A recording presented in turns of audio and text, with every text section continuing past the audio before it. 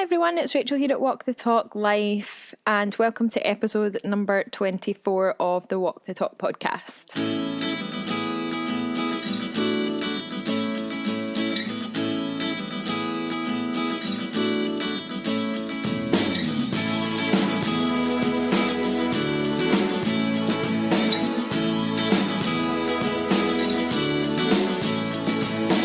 So in today's episode, I have an incredible guest. Her name is Helena Grace Donald, and she is a body positivity activist and author of a brand new book, and also a Hollywood actress. So there's a lot going on there. She's just such an incredibly bubbly, confident person, and we had an amazing chat about everything from body positivity to self-talk to just learning how to love yourself. And I think you're going to really enjoy this episode. So without any further rambling from me, here's the interview with Helena.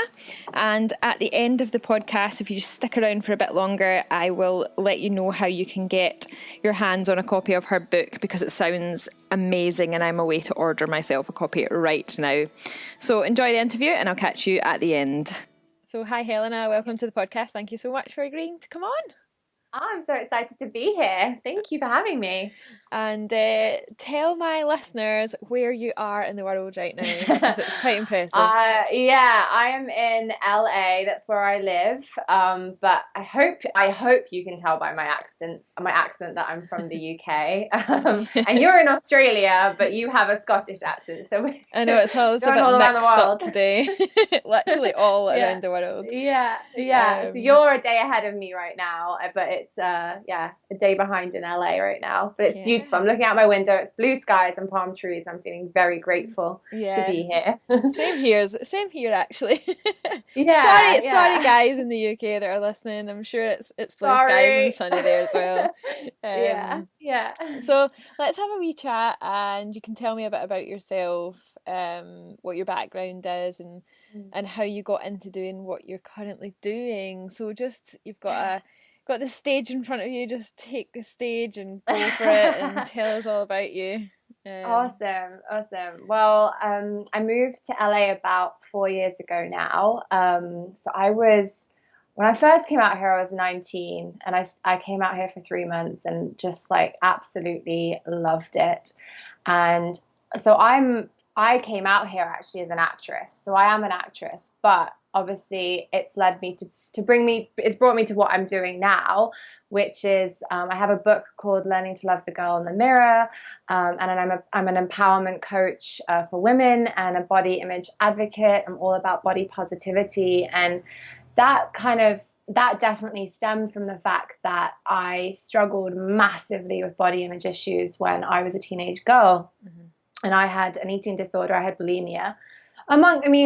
There were many other things going on as well, and we'll talk about that, from the yo-yo dieting to restriction to then obviously the bulimia. And so although I came out here for acting, there was this voice in the back of my head that was like, you were so passionate about the transformation that took place in your life when you started using X, Y, and Z tools.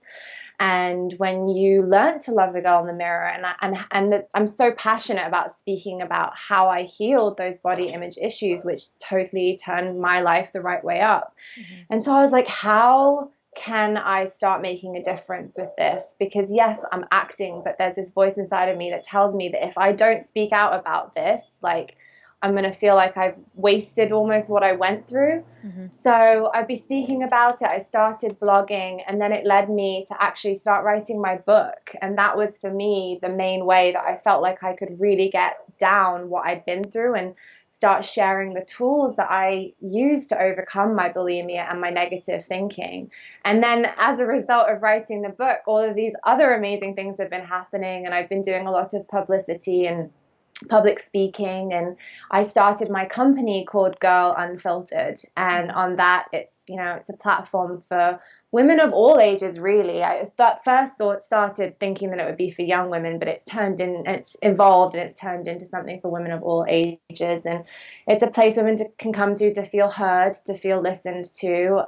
There's free downloadable content, and I speak out very publicly and openly about my life and what I've been through, and the way that I overcame that little Miss Critical that I had that was living with me 24/7. And my aim is just to help as many women as I possibly can to lead their most confident and happiest lives too.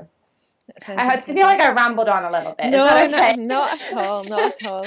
No, it's, I talk about this first and foremost when someone comes to me struggling with their weight, because that's what I do, and that's what that's what people come to me for, struggling with their weight. And when we start to unpick everything, it's actually not the fact that they can't lose weight that's the problem. It's so, there's so, you'll know yourself, there's so much more going on there that cannot possibly be healed by changing the way you eat and changing how you exercise.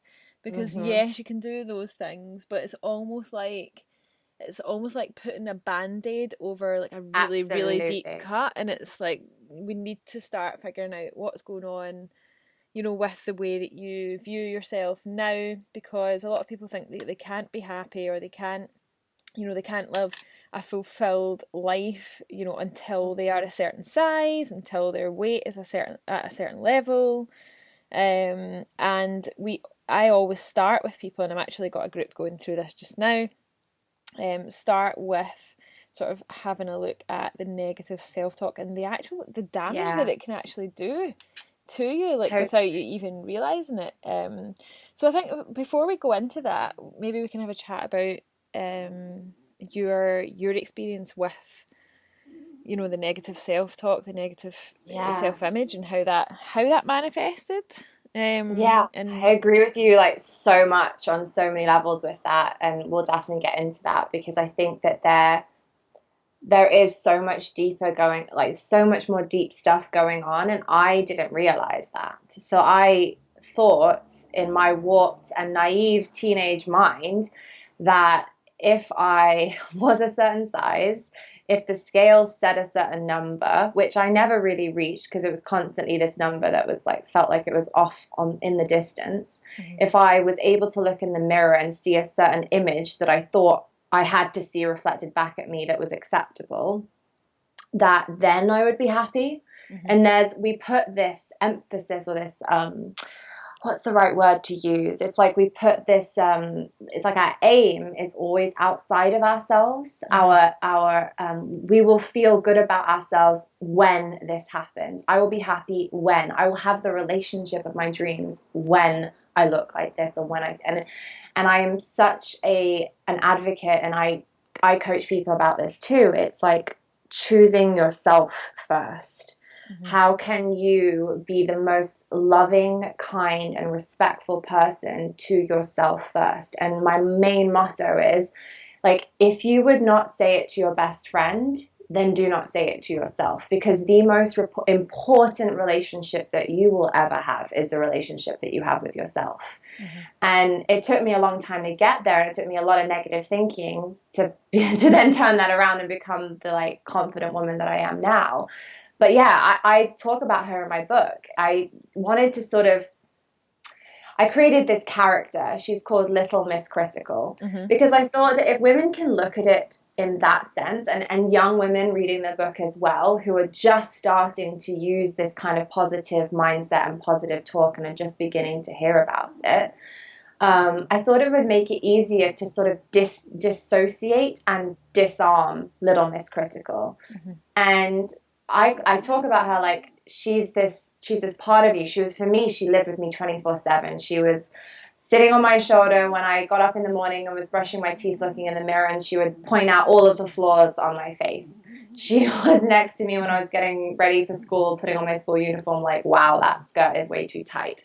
Or she was the voice inside of my head that when I sat down to eat a meal, felt the need to tell me all of the gazillion calories that were in the meal that I was about to eat. And she got more and more powerful in my life. And her mission was she thought that she had to make my life perfect in order for me to be happy. So I became Little Miss Perfect. So I put all of this pressure on myself to be perfect, the perfect daughter, the perfect student, get the perfect grades, have the perfect body, because then I could be happy.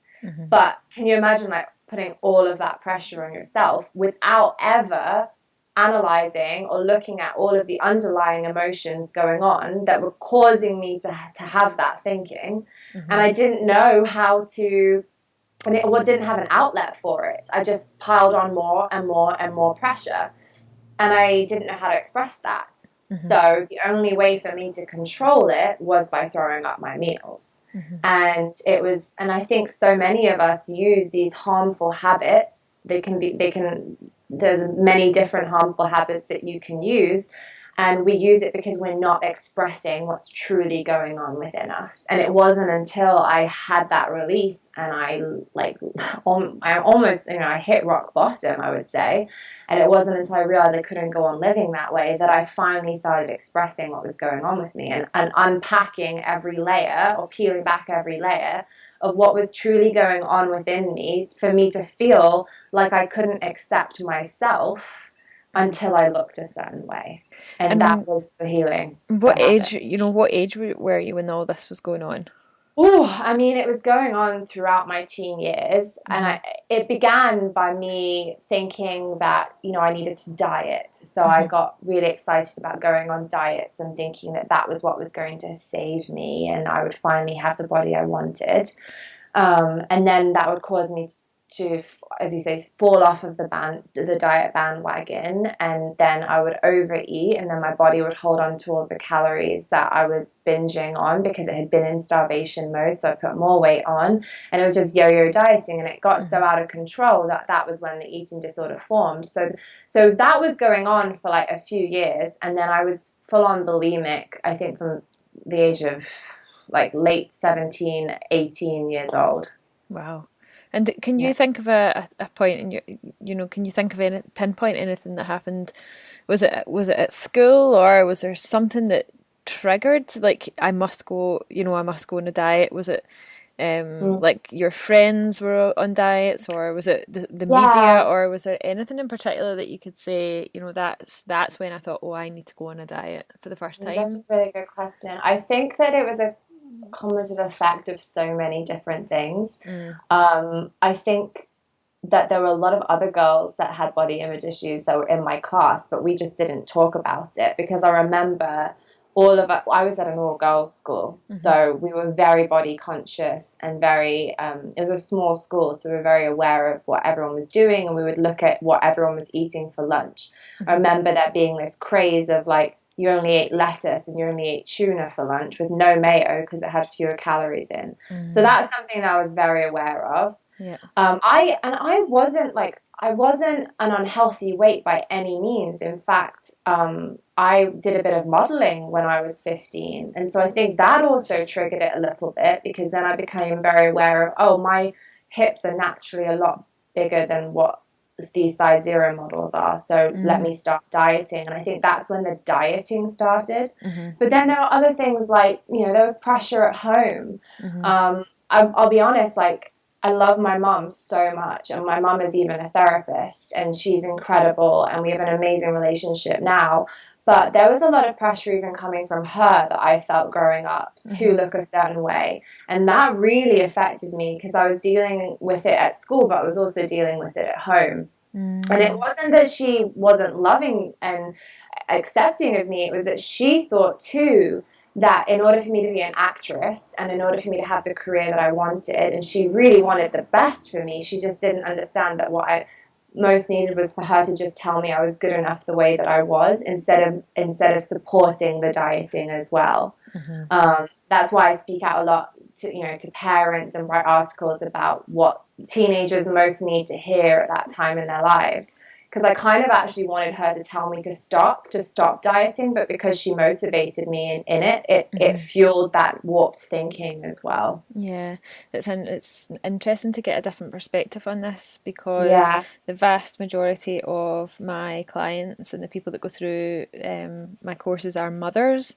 So it's interesting to see, from a daughter's point of view, how that sort of has an effect. And I think it's something that I try, subtly, without being being, I don't know, It's not dictator, judgmental in any you way. know. Yeah. No. And I know that being, I hope to be a mother one day, but God, that's going to be the hardest job that I ever have. And if this is one area that my mom slipped up on, then okay, at least it's given me the ability to go away and work on myself on a deeper level and find my own inner confidence. So, but I just think it's important for mothers to know that their daughters are certainly watching how they treat their own bodies, how they speak about their own bodies, and that puberty is a really tough stage for a girl to go through. I didn't understand why my thighs were suddenly getting bigger and my body was changing, and I didn't understand that that was what puberty was, and that it would balance itself out once my hormones regulated and stuff like that. But I think it's really, really important that we all watch the language that we use to speak about ourselves, but certainly daughters are listening to the language that their mothers use to speak about themselves, and they're learning behaviors from them too. Yeah, certainly. And would you say there was a point where you said earlier on that you hit rock bottom? Was there one particular point where you just got to that enough is enough point, or was it a cumulative, or was there a specific day that you can remember? It's like, oh, that was the day where I realized. I do remember a very particular day. I had been throwing up most of my meals during the day at that. I was throwing up most of my meals during the day at that point. It got to the point where I couldn't even finish a meal, or that feeling that you get when you're kind of satiated, or you feel full, but not even a heavy full. I'm not talking where you feel like you ate a huge Sunday roast dinner. I just mean you feel good, you don't feel like you need to keep eating. Well, that was my trigger point. My body had become so accustomed to throwing up that it was as soon as I felt that, I had to go up to the bathroom. And nobody around me knew what I was doing. That's how good we are at hiding it. And I knew at this point about the day I'm about to describe, that I knew that what I was doing at this point was wrong, because my hair was thinning out. I didn't feel good about myself. My emotions were running wild. And my body, it wasn't like my body was where I wanted it to be. It was actually, it was wreaking havoc on my metabolism. This was just this habit that I'd formed, that I felt like I needed to do this in order to feel like I was in control, which I was not. And I collapsed on the bathroom floor in tears. I was not happy with myself at all. And at this point, I really did want to stop. I was scared for the direction that I was heading in. And I actually finally went to my mom and I said, look, this is what I'm doing. I was in floods of tears, and she was about to go out and walk my dog. And I said, Mom, if you leave right now, I know what's going to happen. I'm going to go up and I'm going to throw up multiple times, and I need you to stay by me and make sure that this isn't something that I do. Please don't let me. And because she is a therapist, she instantly went into super mom mode. And this was also the beginning of her, I think, realizing just how deep my body image issues were running. And it transformed both of our relationship together. And she was trained in a technique called tapping. It's called the emotional freedom technique. And she did a round of tapping with me, which instantly decreased my need to throw up and calmed me down. And I am now such an advocate for that. I went and got my training certificate in it too, and I use it with my clients because it's an incredible tool to have. And that was really one of the most amazing tools that I used to, first of all, stop my need to throw up, so that I could then really work on the other issues and other, the little Miss Critical that was living with me, and start unpacking that stress and pressure that I was putting on myself. And what do you think has, I would say it's epidemic proportions now. It's almost like it's more socially acceptable to be critical of yourself than it is to be confident in yourself. Would you say that, it's much more people that are maybe listening to this maybe will hear your voice like I do and think, this girl's really confident, she must be an arsehole, or you know that. Do you know that? I'm just putting this out. I'm just putting this out there. But a lot of people would go, "Oh, she must have like it's okay for her. She's obviously got a great life," or that kind of thing. And it's much more socially acceptable to go, "Oh, look at the state of my hair," or if someone compliments you on your outfit and you go, "Oh, it's I had to buy a size 14 like instead of a size 12." Like I'm getting so like, and everybody sort of nods their head and goes, "Oh yeah, me too. I need to stop eating all that chocolate," or and it's much more socially acceptable to be down on yourself than it is to be confident in yourself. And it seems to be like getting into epidemic proportions. And I think starting to even just catch yourself when you're in that mode is probably one of the best things you can do, is to actually start listening to what you're saying to yourself. But do you think what do you think is what was the first step that you took to start changing the way that you thought about yourself and the way that you spoke about yourself? I mean, there's so much I want to say about what you just said. Just go ahead. Yeah, I totally agree with you, and it's been a really interesting question that's come up because I've been touring around the US and in the UK. So first of all, I've seen like the perspective of the US mindset towards it, and I've seen the UK mindset as well, which has been really interesting. And it's been a couple of times like that question has come out. Like, is it arrogant to love yourself? Because obviously the title of my book is Learning to Love the Girl in the Mirror. And the response that I have for that is, I think it's the least arrogant thing that you can do. Because I think that if you are so consumed with the negative thoughts that you have for yourself, and if you're seeking validation from others and not able to give yourself the love that you deserve and the confidence that everyone deserves to have within themselves, as power that lives within you, then you're doing the world a disservice, and you're doing the people that live around you a disservice. Because if you can't fill your cup up with confidence and love, then either you're seeking that from others around you, or you're not capable of giving your best self and giving like confidence and love and help to those around you. And like, does that make any sense? Yeah, completely. And I think that it is this kind of like epidemic that's come out. And I remember being in the changing rooms at school, like when we were getting ready to play sport and PE, and we would all be criticizing our bodies and everybody. Well, I actually talk about this in the book, where I'm like, what happens when all of our little Miss Criticals come out to play. And I have like 7 tools or ideas that people can use to nip that in the bud, because it's like one person will mention that they're having an off day, or that they feel like they're spilling out of their skinny jeans, or they've got a spot on their face. And that gives permission then for everyone's little Miss Criticals to come out and sit around the table. And it becomes this chorus of little Miss Criticals, because it is more socially acceptable to actually like say the negative things about yourself rather than act confident, because people have this opinion of people that are confident that they're arrogant. I think there's a huge difference between confidence and arrogance.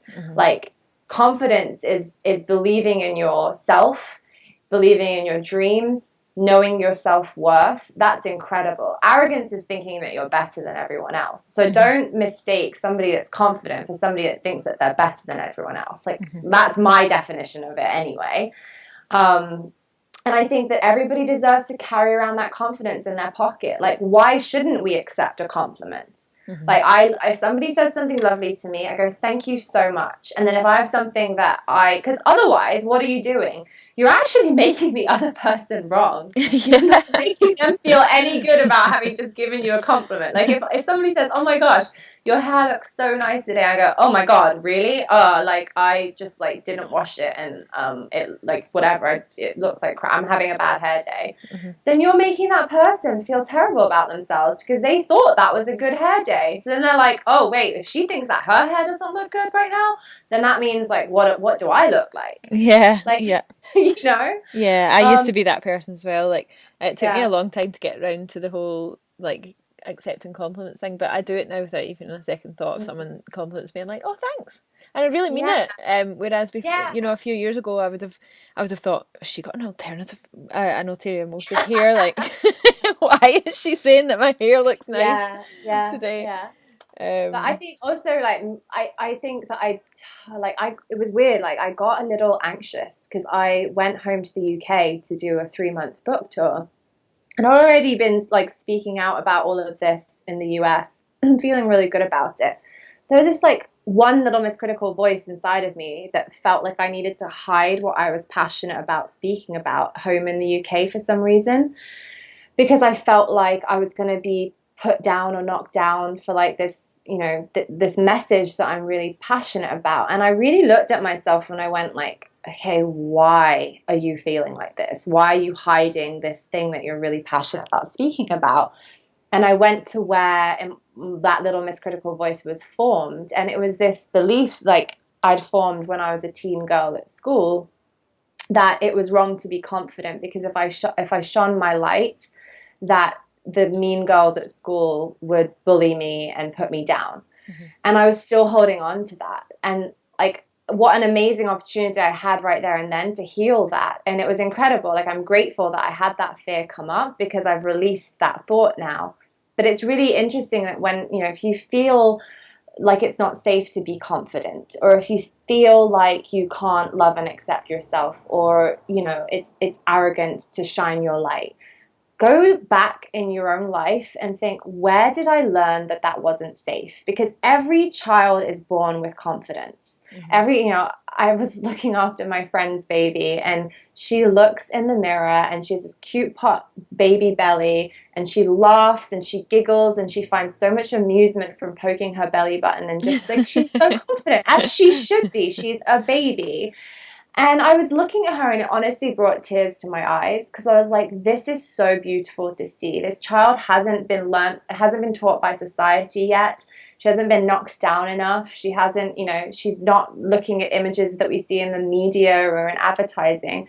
So she hasn't got this programming yet that it's not safe to love and accept herself. And that's how all of us are born. So let's stop letting society and programming hold us back from living our most confident lives. We all deserve that. Mm-hmm. And how would you... oh God, this is opening. Say, I'm sorry. No, not at all. Okay, so I'm just thinking, what is the next question? Because I have quite a lot of questions now that have come up. Yeah, I think I don't know if I answered your question about being the critical voice, but I know I said a lot about that definitely that programming that we have, but I think that I talked about this in the book as well, and you said, how did I change it? It's really watching the language that I use to speak about myself. Mm-hmm. The language that we use, like, I feel like our bodies are listening when we talk about ourselves that way. And, I was down on myself. I was beating myself up constantly. And it was learning to reprogram that little miscritical voice. So if you go instantly when you look in the mirror and find all the flaws, what can you do? It takes courage. It might be scary, but what can you do to focus on the positive things? What can you choose that day to learn to love and accept about yourself? And honestly, over time, I remember this day, oh my gosh, so clearly, where I was in LA and I was shopping for new jeans in H&M, and I was in the change room, those pokey changing rooms, and like the overhead lighting. I mean, why do they always have that overhead lighting? I'm just like, I don't know. And H&M are the worst, is the worst as well. I know. But anyway, I was trying these jeans on, and, like, not that long ago, I mean, just a year or two before, maybe 2 years before, I would have really, like, struggled to even look in the mirror. Like, it would have been I would have bought the jeans, taken them home, tried them on at home, and then brought them back, because I was too scared to face myself in the mirror.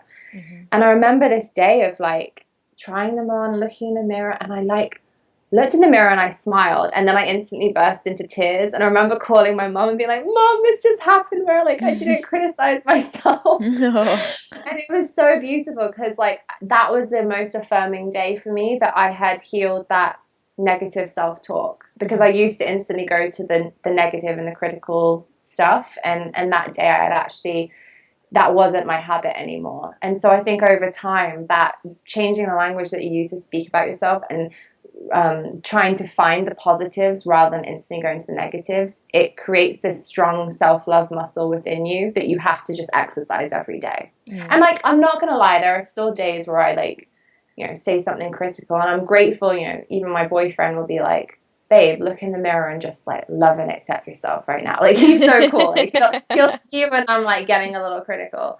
And it's so lovely to have like incredible people that surround me that also remind me of that.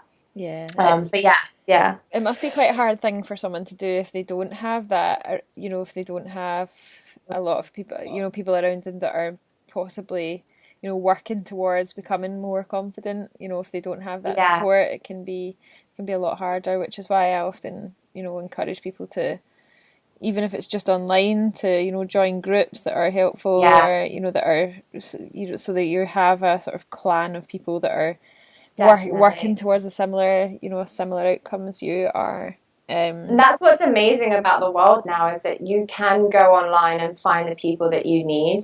And it's, you know, society is tough, and you may live in a community or a family that doesn't support that positive mindset or healthy thinking. But go online and find someone. You can find, you know, you're a coach, I'm a coach, there are groups. And I know that social media can be really, like, you know, can have a negative effect on a lot of people, but there's also amazing positive people out there. Yeah, and like, exactly. I love filling my feed with these positive people. And so if somebody doesn't make you feel good, if you're following somebody, if you're on social media and you see something like I personally don't need to follow Victoria's Secret. Like, I just don't need to see that. Like, I'm good. Because that brings me back to really negative thinking when I used to like compare myself to them. But you have the power within you to unfollow or to follow those that do have a positive influence on you. And there are amazing people out there talking about body positivity and healthy mindset and positive thinking, and follow those people. Realize that you're not alone. You're not alone. Exactly. We've just gone through that in one of my groups actually in the last couple of days, and I was sort of coaching them into giving them tasks. Okay, go through your Facebook groups, which ones don't serve you anymore. Go through your Instagram feed, unfollow everybody that pops up that makes you feel bad about yourself, whether they mean it or not. You know, and just have a clear out of all these little subliminal messages that are not serving you well every day, even if you don't think that they're doing anything. Like seeing, you know, scrolling past these things, you know, all these little subconscious thoughts that appear that you don't even know that you're thinking that are there. So that, you know, I think that's a great piece of advice for anyone listening. If there's one or two things, practical things that they can take away to do, that would probably be one of them. Like, our brain only has so much like willpower, like only so much capacity. And when, you know, I do spend a lot of time on social media, but I use that for my platform. But like, we're absorbing all of those messages. So like, just unfollow. And life's too short to let anyone make you feel bad about yourself. Yeah, exactly. And while we're on the subject of people that are of influence, do you have anyone that influences you, or people that you look up to for help and advice? I think, gosh, there are so many. Some of the people that pop up in my mind, like I don't know if you heard, like Marie Forleo is a really empowered businesswoman. I love seeing what she's created. There's a woman called Chris Carr that really talks about positive, like using food as a positive tool in your life. There are loads of body positivity people. Like, oh my God, I almost want to go into my Instagram right now and like be like, who are the people that I love and follow? There's an amazing book I read by, what's her name? She's like one of the huge body positivity people. Megan something. Anyway, there are loads of people. Maybe I should like send you a list. And do that. I can always share it with you. I can always add them into the notes of the show. The podcast. Megan Crab, I think that's what her name is. Okay. Megan Crab. I love that she really, you know, she's been through an eating disorder, and she has an amazing book Megan Jane Crabb, and her handle is Body Posy Panda. I love what she speaks about. There's also an amazing woman called Mel Wells. Oh, yeah. She travels the world. She has a book as well. She's got the Goddess Revolution. And then I have my personal like coaches as well. Like I think we all, even coaches need coaches, Yeah. you know, Oh, exactly. and a tribe of women to keep you on track and feeling supported and connected. Just before we finish up, I wanted to cover the subject of, we've talked about self-love, self-acceptance, moving away from the negative chatter that goes on in your brain. But it doesn't mean to say that you can't have a goal to change. So yes, you can be accepting, confident, but also have, a goal in mind that you want to change. So a lot of people want to lose weight, and it's absolutely okay to have that desire. It doesn't mean that in the process you have to go, beating yourself up constantly until you reach a certain weight or reach a certain size. It's okay to want to change, but would you say that it's fair to say that you should learn to sort of accept yourself first of all before you start to change, or what are your thoughts on that? Yeah. This is a really interesting topic that I think is talked about in the body positivity community. When it comes to weight loss and obviously accepting women of all shapes and sizes first and foremost, that there's nothing wrong, like your self-worth or self-value should not decrease based on the size of your body. But I think it's totally okay to want to live in your healthiest body. But there's a difference between your healthiest body and the quote unquote like stereotypical mold that's being dictated to us by society. So I think everybody's journey with their body is completely unique. So what I was thinking was unhealthy by thinking I have to be a size, I'd say it was like an American size 0 or a size 2 or whatever. That would be like a size 6 in the UK, I think. Thinking that I had to be that size, which was not my natural, like, most healthy state. That's underweight for me. I'm 5'11". Like, that's incredibly skinny for me. So that was unhealthy. So everybody has their own, like, happy and healthy weight. So don't make that be dictated by what you think by what society is telling you should look like. Make that your own unique journey.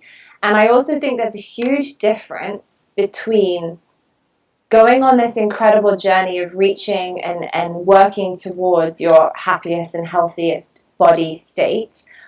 And there's a big difference between losing weight or going on a diet and restricting yourself out of hate. So if you start that journey hate-filled, I'm sorry, but I don't think you're going to get very far on that journey. In fact, it's going to become a very negative road for you because you may never get to the destination that you want and you're not going to enjoy the journey.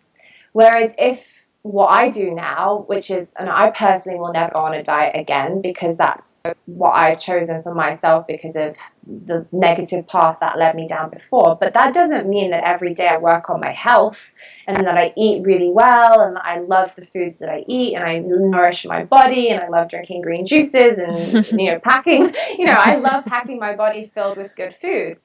I'll also eat pizza, I'll also eat pasta and whatever, but I listen to my body and I'm in tune. Because I'm doing this, I'm not thinking of reaching a goal in order to finally be happy. I'm just focused on living my happiest and healthiest life. And that's just a choice I make every day. So because I'm not restricting myself and I'm not like trying to cut calories, I'm more in tune with my body, so I don't need to overeat. My body's not going into starvation, and I don't weigh myself. I haven't weighed myself at all in like 3 years, maybe more.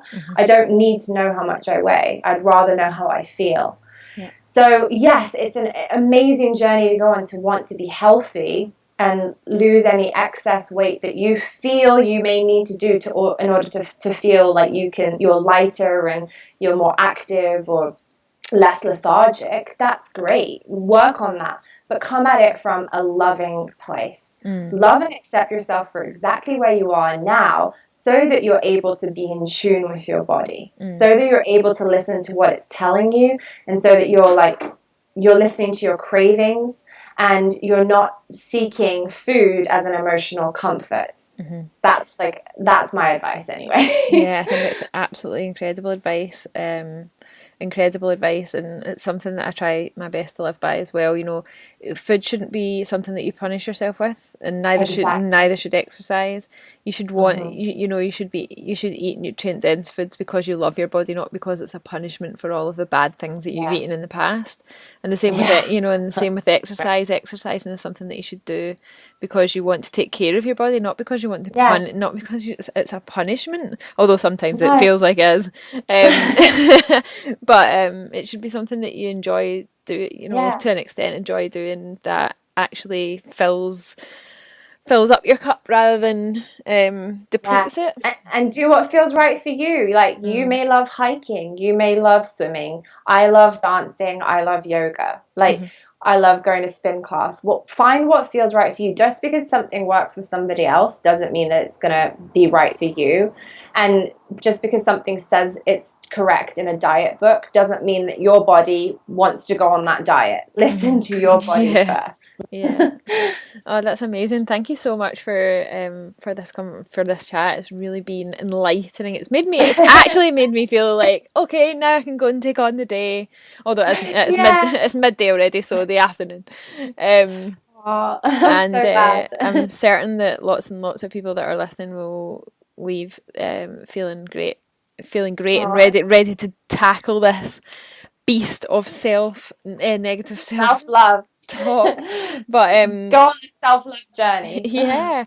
So what advice would you give to someone that's listening to this and goes, yep, right, okay, I want to start making changes? What would you say would be the first port of call?